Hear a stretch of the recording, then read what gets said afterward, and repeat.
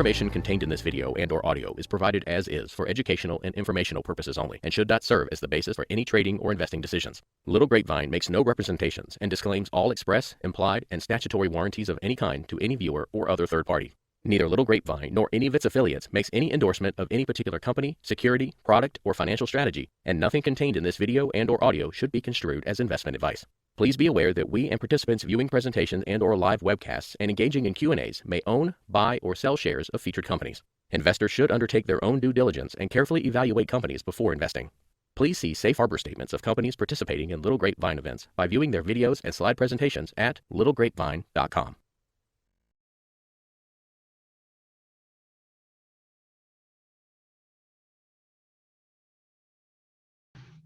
Hey everybody, let's get started here.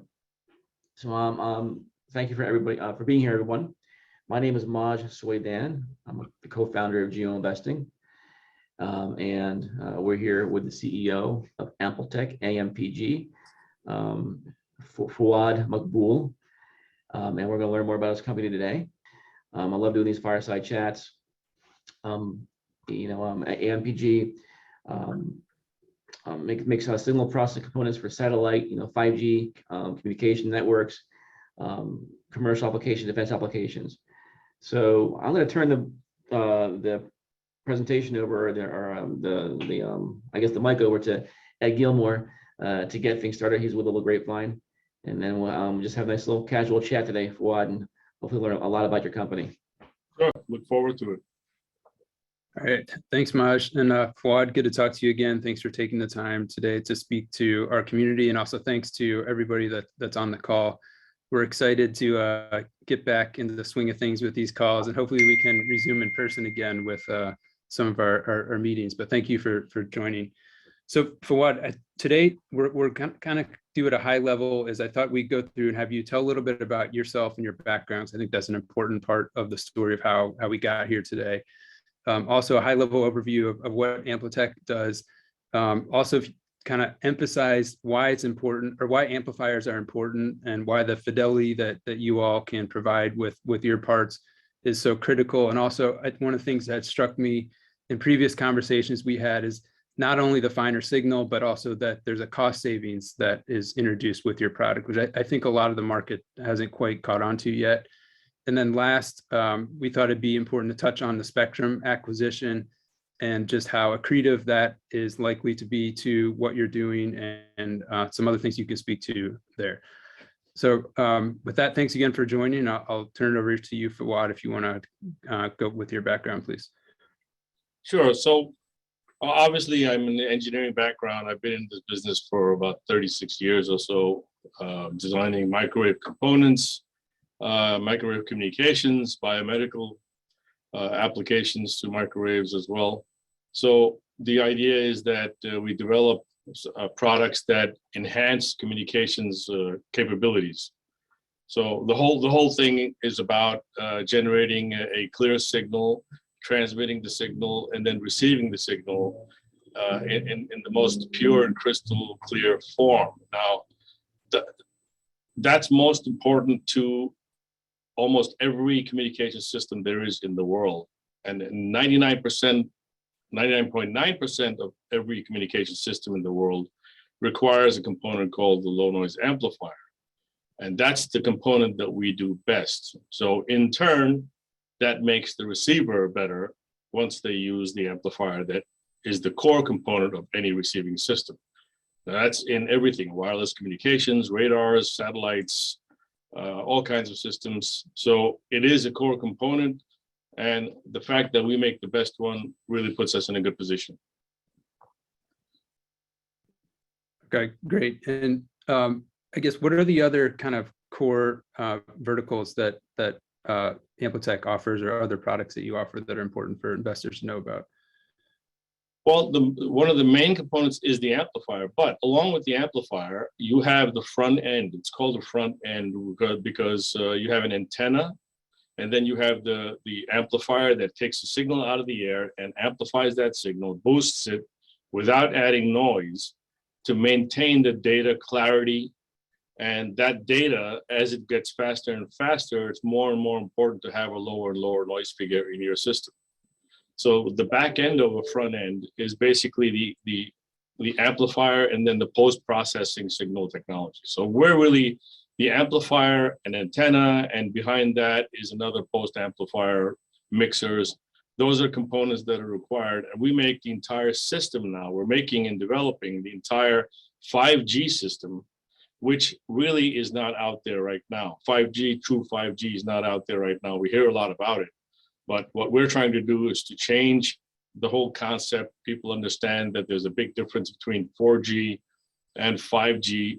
And right now, what we really have is 4.5G. It's not there.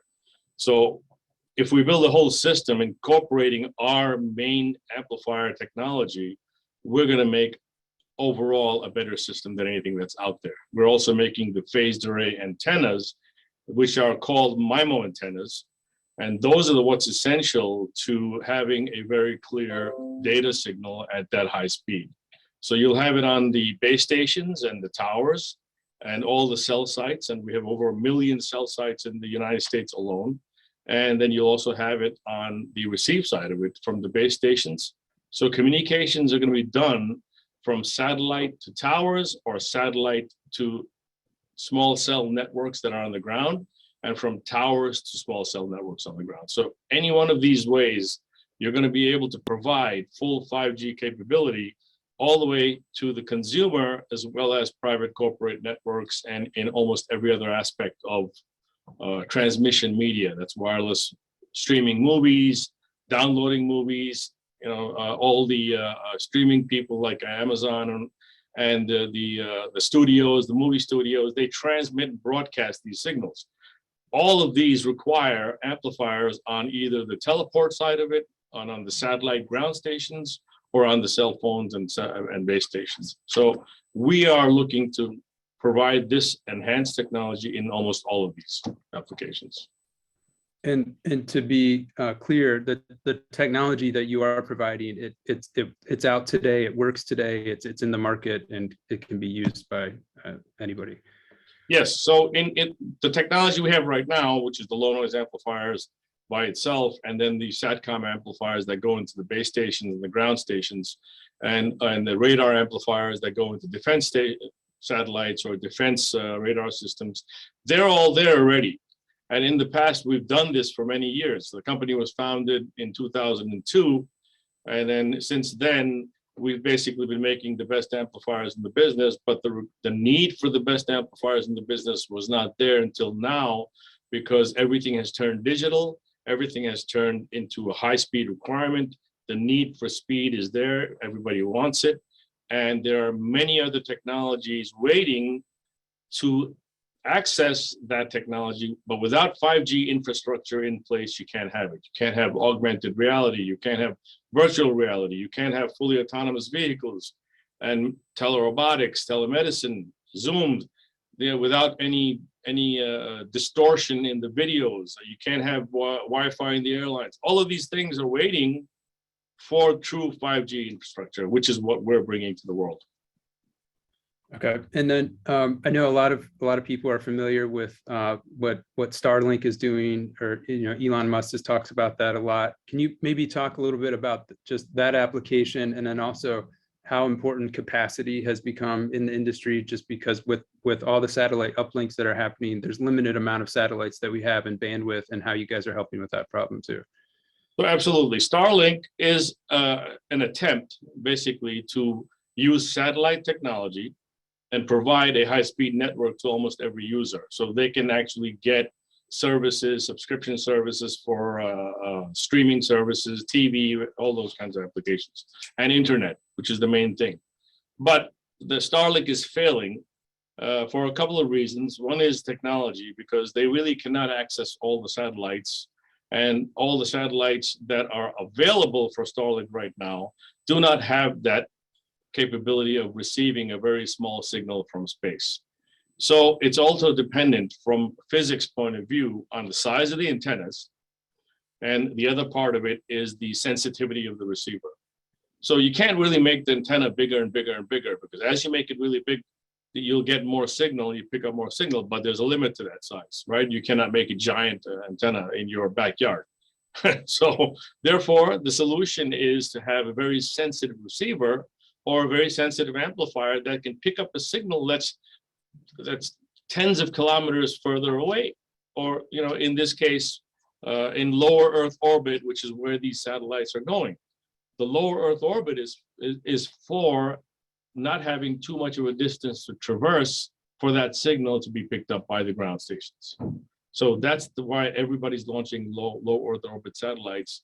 But it's important to have the most state-of-the-art technology in these satellites, or else you'll be obsolete. You'll reach obsolescence in transmission, like the Loon system from Google and also Starlink right now.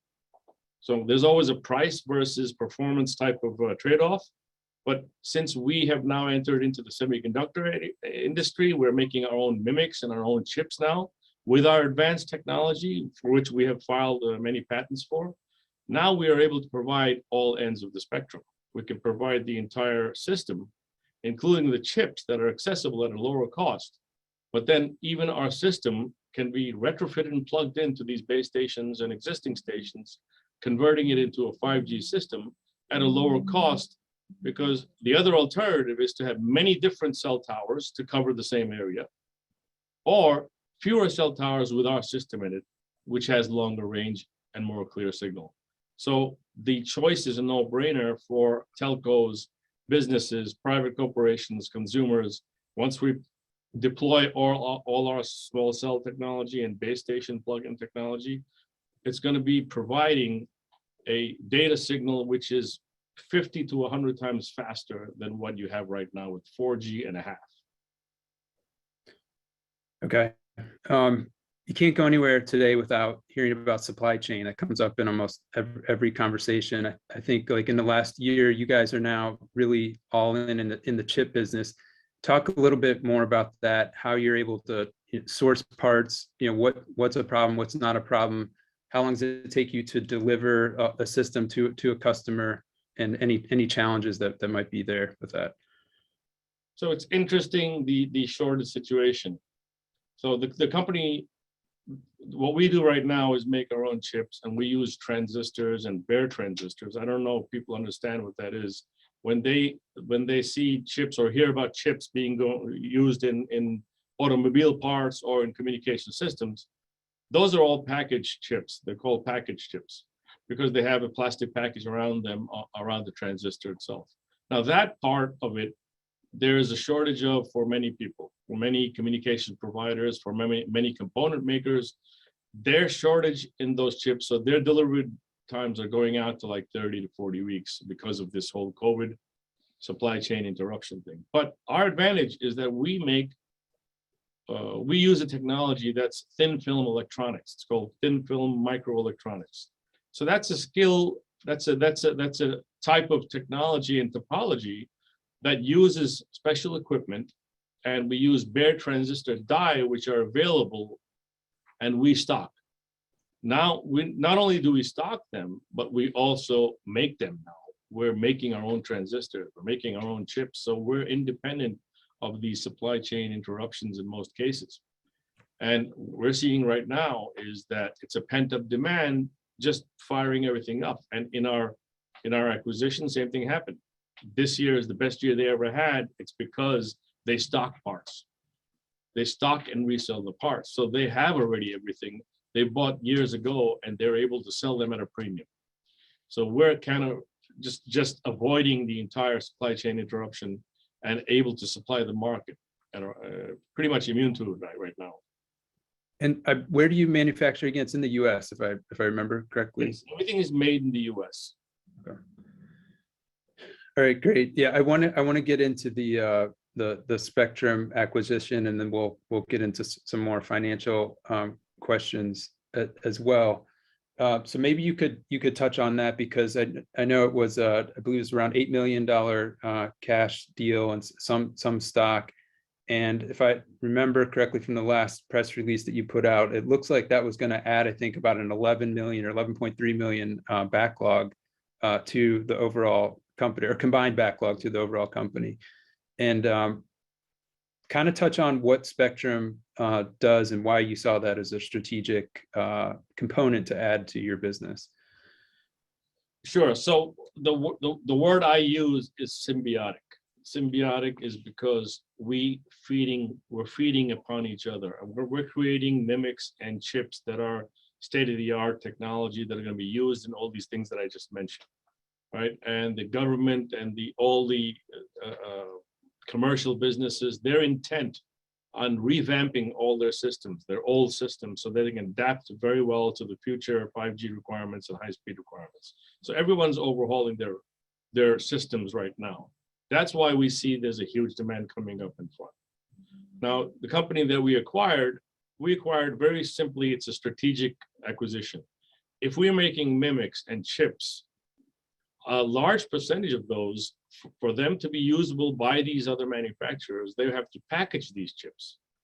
And this company, Spectrum, sells packages. That's what they sell. They sell packages for chips that are both digital and also RF.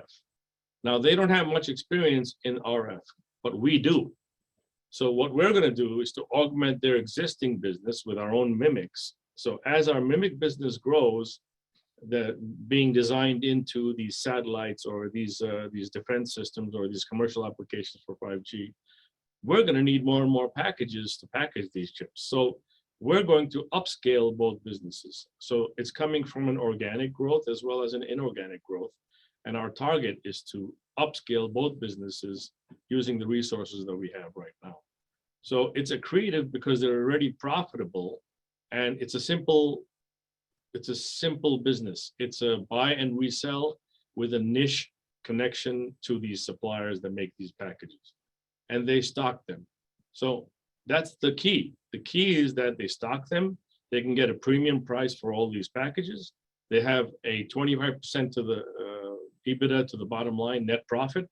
They have a 50% gross margin average. So that business is booming this year. They had their best year compared to the last few years. So it works out great for us. We're increasing our top line in that direction as well as our bottom line. And as our mimic business grows, it's going to increase the top line and the bottom line as well, because those are all large margin products. So our focus is to put a lot of these high margin products, including space applications, which are going into satellites. And that's how we're going to upscale everything. Right now, Spectrum has only 1% to 2% of the market. With our resources, marketing resources, and our sales team that we're enhancing and boosting, we will be able to scale up that business. And that's the key. The profit margins will be the same. The net profit margins will be the same, but the top line will increase, the sales will increase, so the cash flow will increase. So it's a very, very nice fit for the two divisions that we just created for the Mimic Design Center. And this all supports our existing business. Our existing connectorized business involves skilled labor. But now that we put in our mimics into this regular products that we make now with the same performance that we have right now, that cuts down our labor costs. So everything starts to have a higher margin as we go. So organic and inorganic, it's the perfect formula. Okay. Yeah, I want to touch on sales next. And just a reminder to everyone listening, if you have a question for Fawad or any comments, please feel free to use the chat function in the Zoom call here, and we'll make sure to take a look at that. So Fawad, last time we talked about a year ago, one of the challenges that we discussed, and I know sometimes this is a challenge just in the tech industry in general for component suppliers, is sales and marketing. You may have a really good product. It could be the best noise or signal amplifier in the world, but to get that into Qualcomm or to get that into another partner sometimes takes tracking down that decision maker, having a persistent sales guy. How have you addressed that problem, and what's the outlook for 2022 with regard to sales?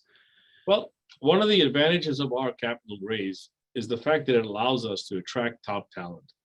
And this is what we think is the formula. This is the success. If you have top talent that is in this business already and has connections to all these aspects of the business, which is the satellite, which is military, which is all commercial telco providers, tower providers, these are all in the mix. So let's say airline Wi-Fi providers. We provide amplifiers to all of these companies. So now if we add our value, increase our value by making the whole system and making it better and making a product that the market needs right now. The whole world needs 5G. It's not even a question of whether it's an option or not. You can see everyone, they need that because all those businesses that are not coming into play here, that a lot of billions and billions and trillions of dollars of business, even the Internet of Things market, right? It needs chips. So everything's going to be intelligent. They're going to need the chips.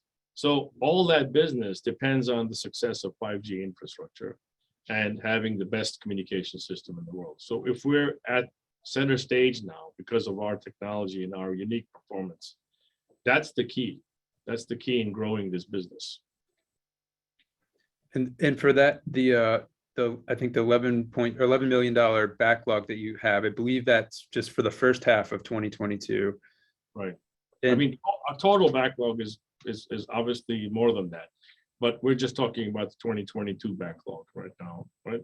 We obviously plan to book a lot more organic business besides this business, but right now we're well positioned to show a year-over-year tremendous growth than last year simply because of the acquisition. That's one thing, but we've also invested heavily.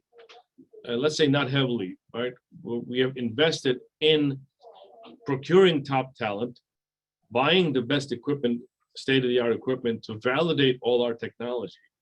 That's what we're going to do to show the world that this is the best thing that's around, right? Since sliced bread. So that is the idea. We've invested in the organic growth, which will pay us this year, which will pay back in spades. Let's say middle of the year or so. But going into this year, we're already at much higher rate of revenue as well as EBITDA just from the acquisition and our own backlog that has increased. So we are getting designed in as a result of this top sales talent that we have recruited.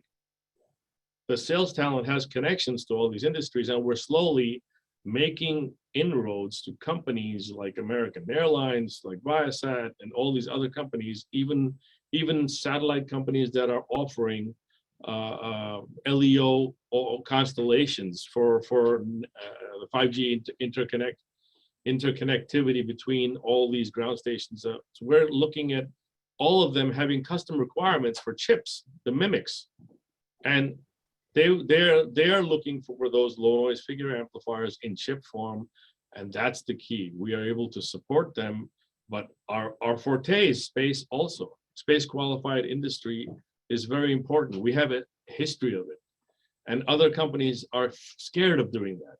They don't want to do that. It's too expensive for them. They have a huge overhead, but we can go right into this, and we have the resources. That's why we raised the capital. So we know where we have to be. We know there are billions of dollars of business that's coming in these areas of quantum computing and satellite communications and wireless 5G applications. So that's where we're headed. Everything that we're doing is focused on capitalizing on these businesses. Right, and not everybody that wants to go to space can just do it. There's tolerances and specifications and everything that you've got a lot of experience behind to help make that happen. Exactly. I'm going to turn it over to Maj here in a second, but just to take a quick question from the chat. Ryan was asking what the company's role in quantum computing is, and maybe you could just elaborate a little bit on that, please. Sure. So as I mentioned before, it's all about data. We generate tons of data. Then after generating all these tons of data, we have to crunch this data, right? I mean, another part of it is that we have to move this data. It's wireless. You're going to take this data from your phone and everything. You're communicating with people. You're communicating with satellites.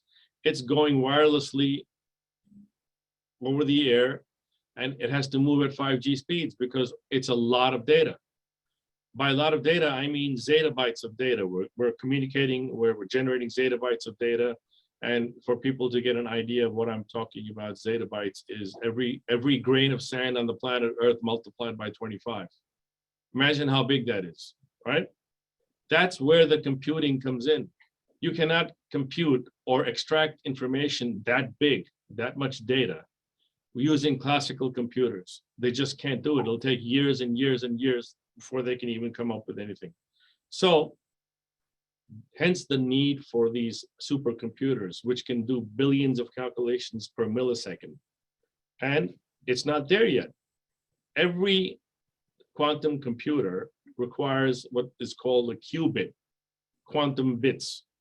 Just like we have kilobytes of data right now, megabytes of data, right? We have right now in regular computers.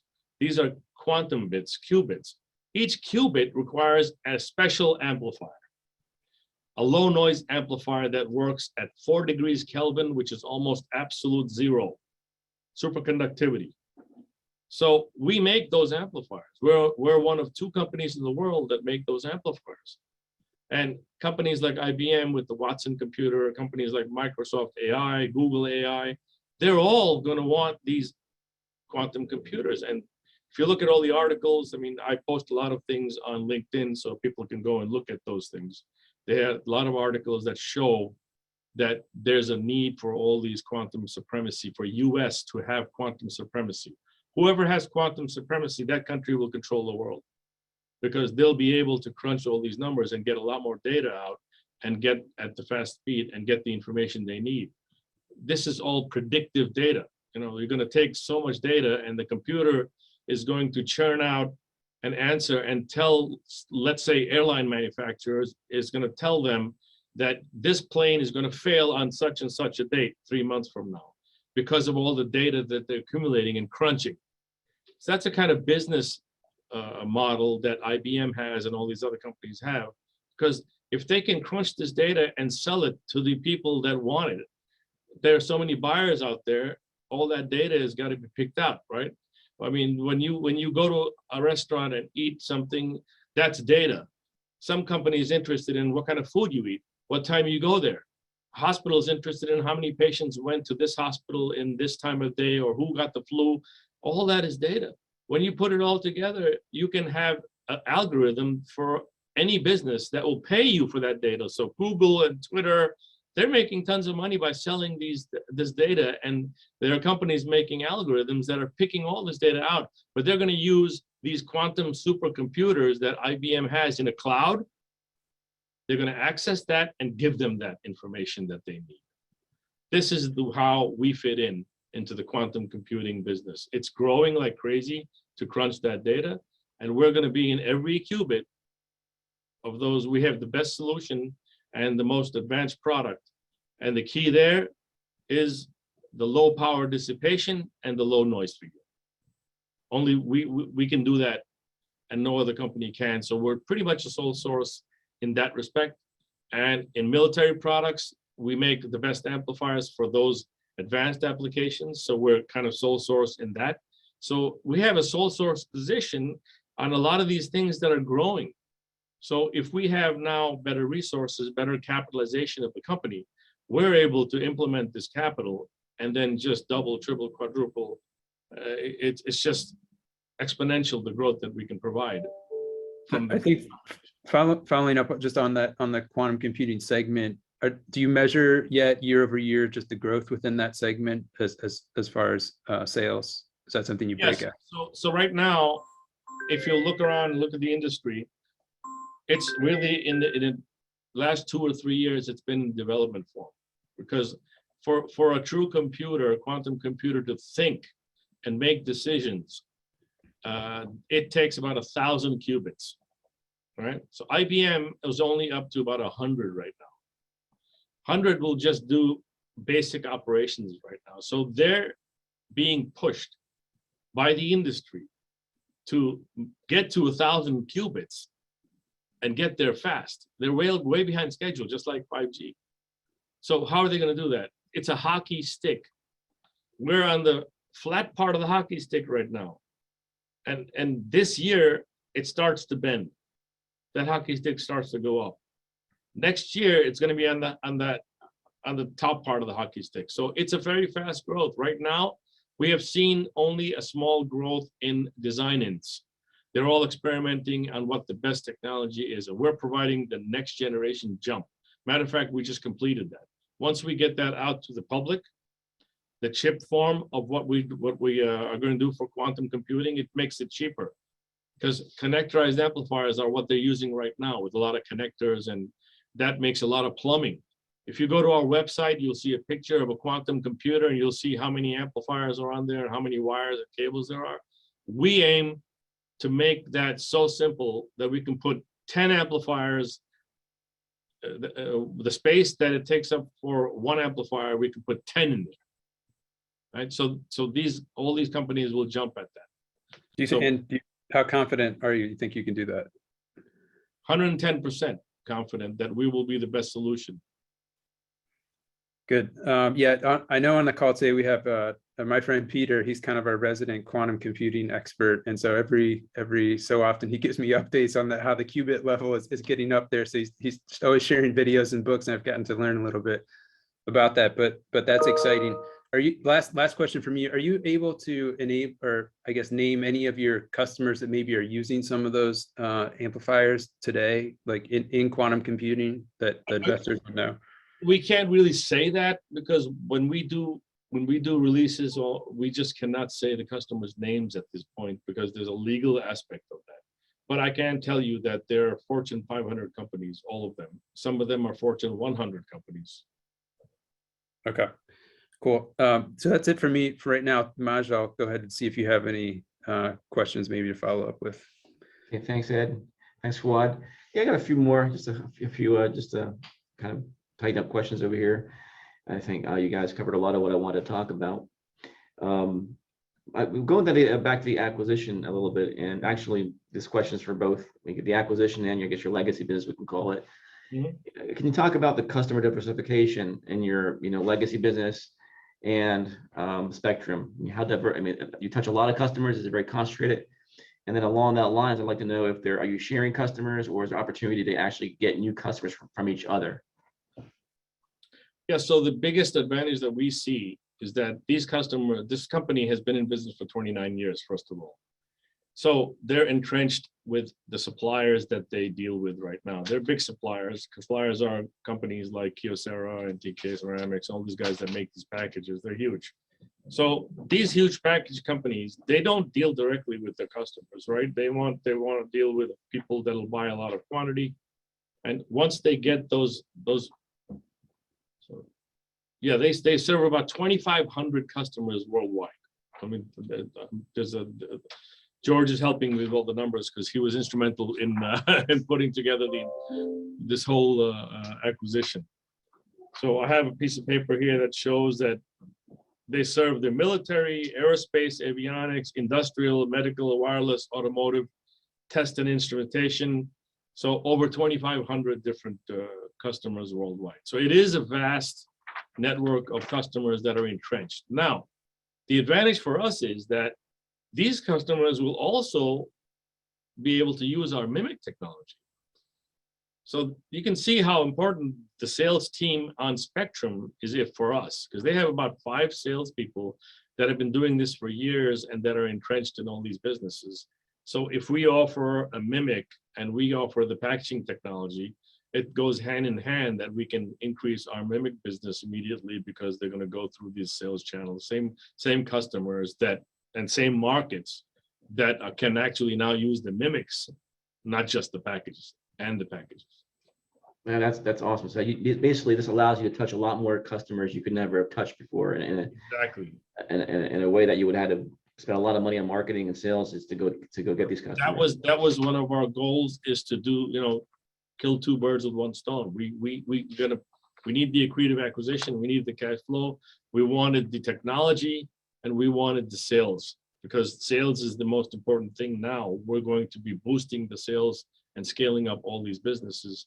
So how do you sell something? I mean, how do you get it out there with the right salespeople? And that's what we've been doing. I remember when I first met you a few years ago, one of the things you had told me was your biggest constraint to growth, because you were you're sitting around $2, $3, $4 million of revenue for a while, right. And you had told me it was access to capital is one thing, and being able to reach his customers, and not having that sales force and the money to do that. So now you have that, and I think that's pretty awesome that you kind of got there. And so if you talk about so they obviously are very profitable, Spectrum, right? And I want to know more about, maybe you can get in the financial metrics of your company before Spectrum, where your gross margins are, where you thought that, let's say you never bought Spectrum. Mhm. Let's just talk about some of the financials of your Sure. own business. And then Spectrum looks like they have some higher margins than you do. So Right. it would be nice to see, and I guess the profitability they bring to the table, at least in year one here, kind of offsets some of the losses you've been kind of encountering here last year as you're ramping up here. So at what point are you both, what point do you both grow, right? Right. You get the double whammy where you're both seeing profit growth in you're at least definitely for the legacy business, growth in margins, which can translate to the bottom line. So you can both be growing profitably.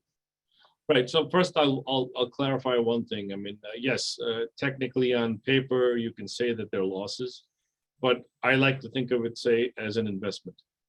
Though that's really, we raised capital to do one thing, to spend that so that we can invest. We're investing in the infrastructure of the company itself, investing in the R&D and the products that we need to service all these industries that we mentioned before.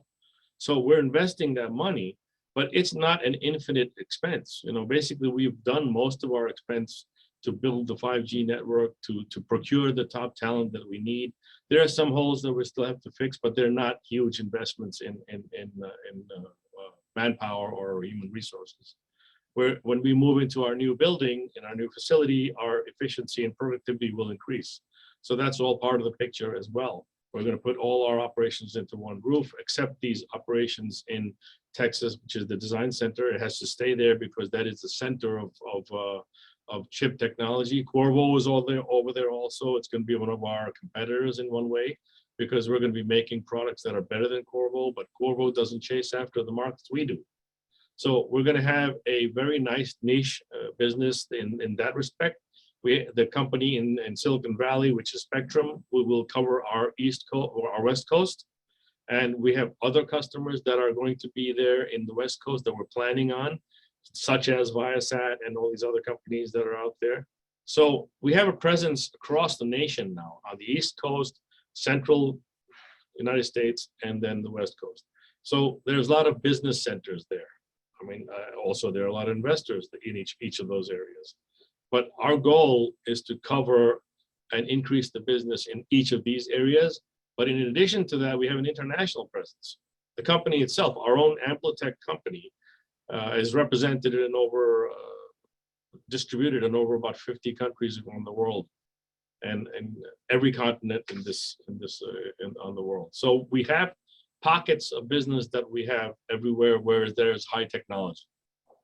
Right. So, and our own sales teams now, our business development has increased our own sales. So our own backlog has increased. I think, George, how much backlog are we going into compared to the backlog we had last year?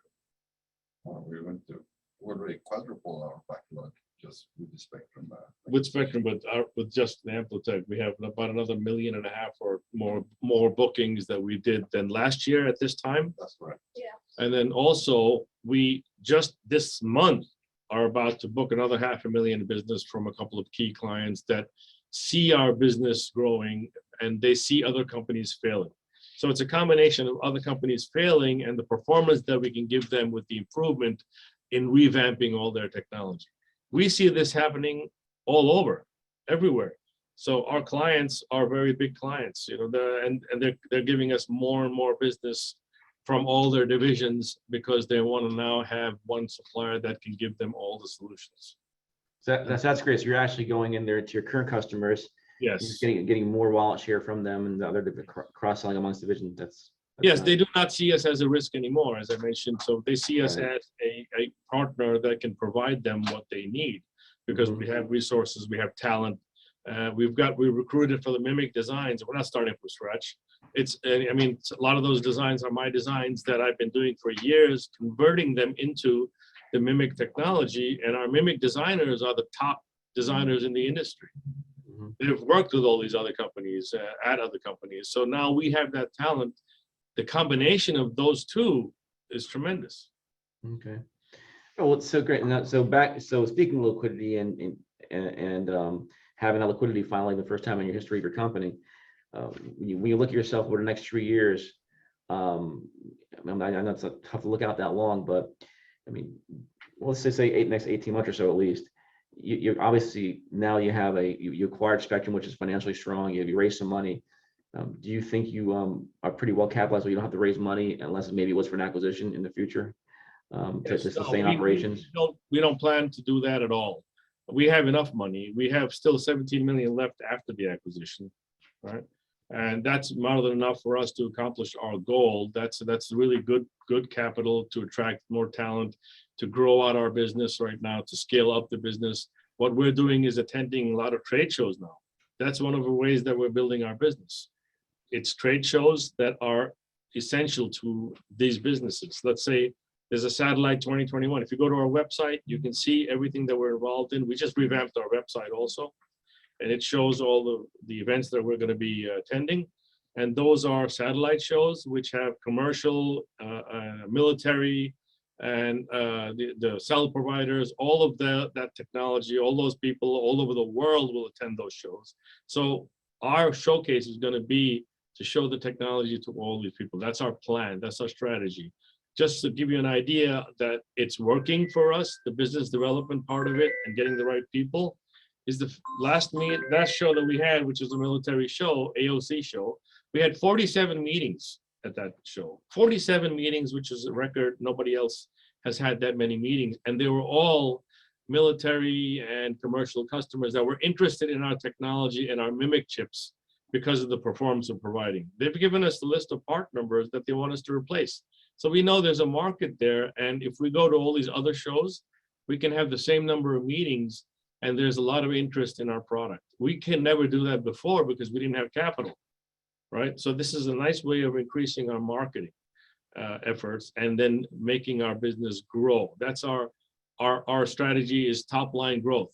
So our investment right now, you can call it an expense, you can call it loss, but we don't think of it as loss. We call it an investment because that's going to grow the top line and bottom line for us in a year or so.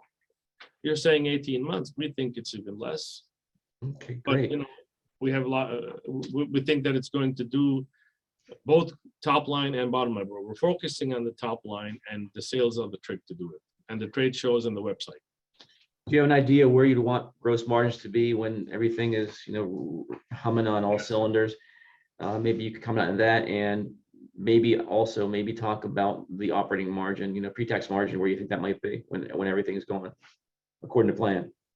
Yeah, so in the past, our AmpliTech business by itself, not Spectrum, we've always had 50 to 60% gross margins. And our net was around 17 to 20%. That's because we have a lot of skilled labor involved in our products, right? Skilled labor. Now that itself is going to change because now that we have mimics, we will be reducing our skilled labor requirements and increasing our profit margin on our regular products. That's number one.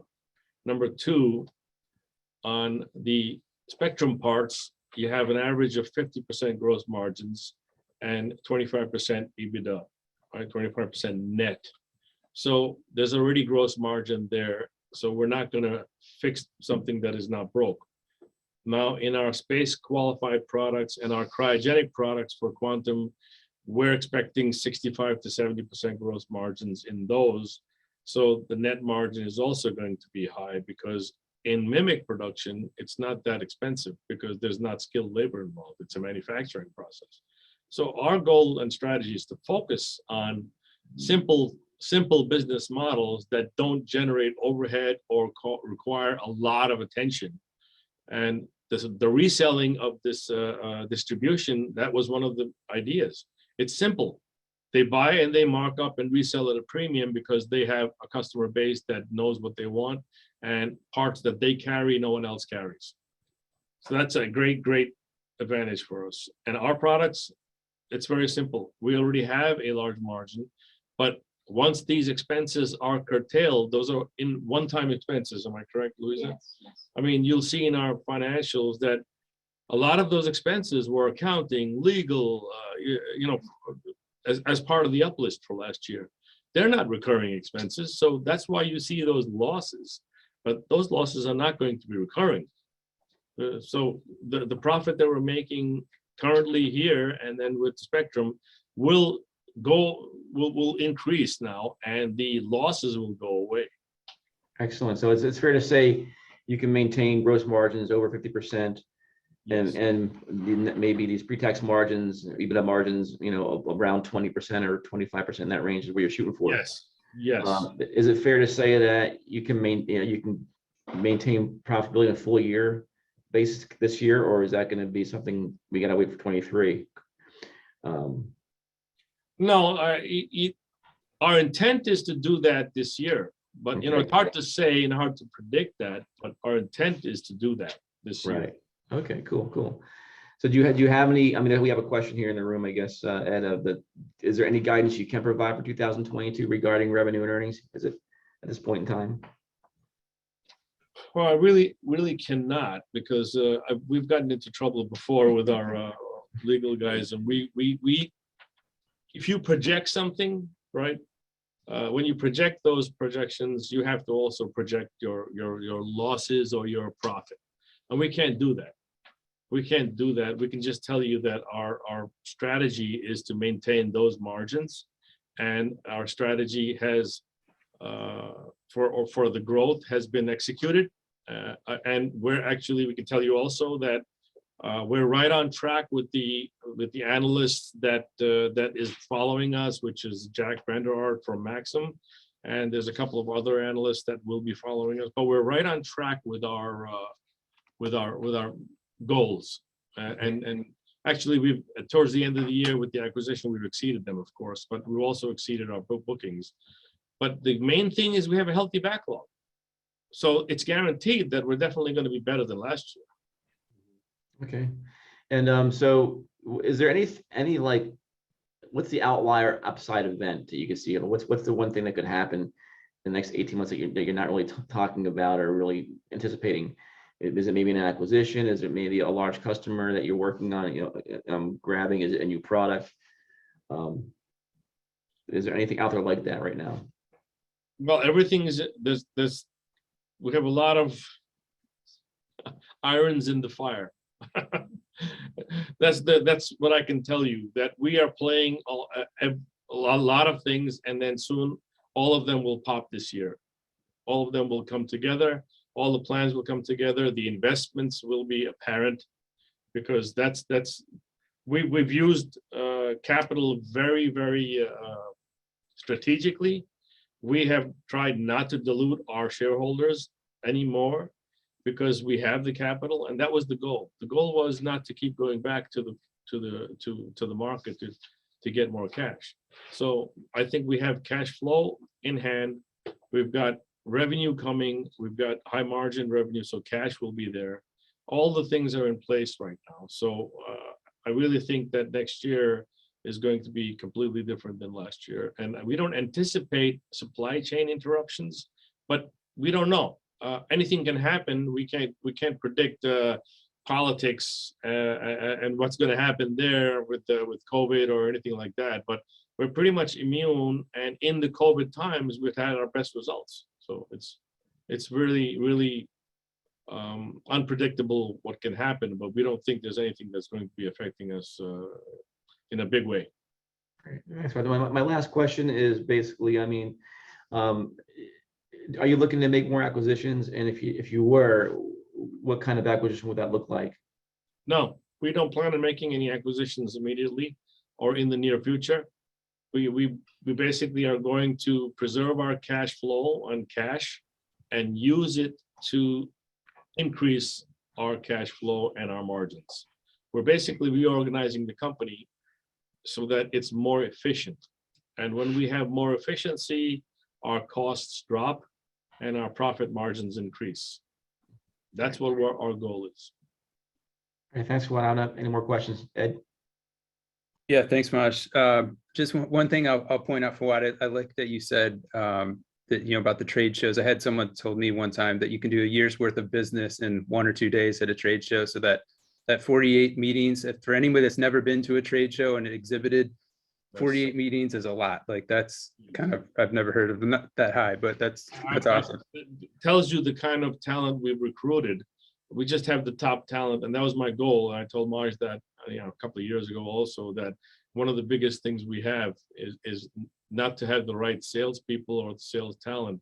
We have the greatest product in the world, but like if you have the greatest widget in the world, what good is it if you can't sell it? Right. So now we've solved that problem. That's the key. We've solved that problem. It's going to become apparent next year. And then one other thing I'll say too is if everybody on the call watching the video can kind of peek over Fawad's right shoulder there on the screen left, you see a big stack of notes and stuff. He's actually a very hard worker. So probably as soon as this call ends, he's going to get back to work. He's the inventor of a lot of the technology that AmpliTech uses. So I love talking to founder CEOs all the time. I think there's a special passion that they have for their business, and you can tell with Fawad on that. And Fawad, before we go, maybe you can just touch on too, you do have a significant ownership in the company too, and I think that's important to highlight for the listeners. Yes, I am single largest shareholder in the company. I think about 27%. That's what I think it is. It's 27% right now, and I don't know. I mean, as we grow, obviously, it's going to get less and less. but that's the whole idea is the value of the company for our shareholders. My goal is to increase the value of this company because it's the technology that will do that, and our performance and our execution. That's what's going to do that. I just believe we're in the right markets. So being the largest shareholder, of course, I've already given my blood, sweat, and tears, but there's a few more left to give. So I'm going to give that until everything people will see that it's going to really amount to something for the shareholders. And it's headed in the right direction. Good. Mosh, did you have one more question? I saw you raise your hand there. Yes, because I also wanted to disclose that, yes, I do own some of the stock to everybody here. So I wanted to make sure that was disclosed. That's all. Yeah, thank you for the reminder. I also own some of the stock too. And Fawad, before we wrap up, is there any last things you'd like to share or say to everybody listening today? Well, I'd like to ask everybody if they have time. People try to relate what we're talking about into reality and what it means and stuff, right? A simple thing that I'd like everybody to do is to take their phones, Google speed test on their phones, and run that speed test. I would be very interested in seeing what the range of numbers people come up with. You're going to get something like anywhere from 8 megabits per second to maybe 80 megabits per second. And you're going to get two different numbers. One is going to be the download speed, which is the larger number. And then there's going to be the upload speed, which is going to be a much smaller number. If you see that right away, you're going to know that this is not 5G. That's what I want people to understand. They don't see that. They see advertisements from Verizon and T-Mobile and all those guys that say that it's 5G. But what 5G is that you have tremendous speed on both the upload and the download, because that's the latency. If they're both equal, you have zero latency. If one of them is big and the other one is small, you're going to have a lot of latency, so the overall speed is still slow. And it loads down the network as many more people use it. True 5G, which is what we're going to be providing, you don't have that. You have at least 50 to 100 times the speed that you're going to see. Read that number. Remember that number you get on your phone? What our service provides, once it's out there, is 50 to 100 times faster than that. That's what I'm at 143 and 74. Just did it. So what'd you get? 143 on download and 74 on upload, I guess. Is that right? Are you on a Wi-Fi or are you on the network? On the network. Okay, that's 5G network. Yeah, Well, so Fawad, allegedly. the Fort Lauderdale and South Florida is actually, I think we've got the millimeter C rollout here is like we're a special pilot. So we've got it kind of on a few streets right across from where Maj is sitting. We have them over here, yeah, right here, yeah. We have a 5G tower. Yeah. He might be a special use case, but we've got some other folks in the That's chat. another thing. That's how the Verizon did a big test. Remember, they got a big contract, $6.6 billion. Samsung got a big contract for that, right? Verizon, by the way, yeah. Yeah, the test for them, for Samsung to show that millimeter wave 5G was that they circled around a tower, which is only about a mile away from the tower, and they showed that they had nice connectivity. If you go out another mile, they lost the signal. So that's the problem. You guys are lucky you're near a tower, but you'll see that most other people who have run this test, they're going to get 20 something. What we're talking about is a gigabit. Gigabit. That's 1,000 megabits. Right? So even if you have 100, we're talking about at least 10 times that. Yeah, we've got some folks that tried it, and Enrique said he's got 17.5 up, 17.6 down. Mike's got 76.5 up, 9.8 down. And then Bill has 32 down and one up. So that's really, Wow, yeah. So right away, you know that you're not at the 5G speeds that you should be. What, a gigabit, imagine what you guys can do when you get a gigabit per second. well, yeah, I mean, we're not going to get into this now, but one of my pet peeves has been the 5G advertising and marketing. I think it was either AT&T or Verizon. Their whole slogan was 5G just got real. And I can tell you, and I know Fawad, you agree, 5G has not been real at all yet. It's just been fake, if anything. Right. And hopefully we're going to get there sooner than later. But yeah, I think it's Maj asked about any kind of game changers for the business on the horizon. I think if you look out past 18 months, just my opinion, 36 months and maybe a little bit further or sooner, the real game changer is when this actual 5G rolls out. Your components are necessary, if not critical, for every single installation that's out there. And I really look at it as if you can go sell, you're going to make a lot of money, and investors are going to be happy. So our first rollout, we feel that our development on the 5G will be complete in March or April, and we are planning to do a demo in June on the International Microwave Symposium, which is the largest microwave show in the world. And you'll see on our website, if you go to our website on the events, upcoming events, you can see all the details on that. But we have a large booth there where we plan to show all our different products and how they work, actually, how they actually work. So that's going to be a very interesting time for us. Well, Fawad, we've been at it for an hour here. We really appreciate your time. I hope that all of our listeners have found value in this forum and want to hear more. I think we'd love to have you back soon to talk and give an update and be able to kind of tell us how things have progressed. And if investors want to hear more, please go to AmpliTechInc.com. In the investor section, there's all kinds of material that you can go through. Also, Fawad, I'm sure they can reach out to your team and you as well. Yes, I wanted to thank also Luisa Sanfratello, who's our CFO, taking care of all these numbers. It's crazy. It's not something that I like to do. And then George Flores, our executive operations director, who's handling all these acquisitions and all the operations of the company, which is improving the whole company as a whole. This is what I mean about the talent of the company. It's very important. The team is very important. Absolutely. And thanks again to everybody listening. If you do have any updated questions, feel free to send them to Grapevine and Maj and myself. I think that's questions@littlegrapevine.com. Sometimes we'll filter some of those if we get a lot of the same type of question, and we'll reach back out to the executive to film a short video with that answer. So feel free to send those in. Fawad, again, really thank you for your time. Thanks to the team for all the work that they're doing, and we hope to be able to talk to you again. Thank you for having us. Thanks, Ed. Thanks, Fawad. Take care. Bye-bye. Okay, bye. All right, thanks, everybody.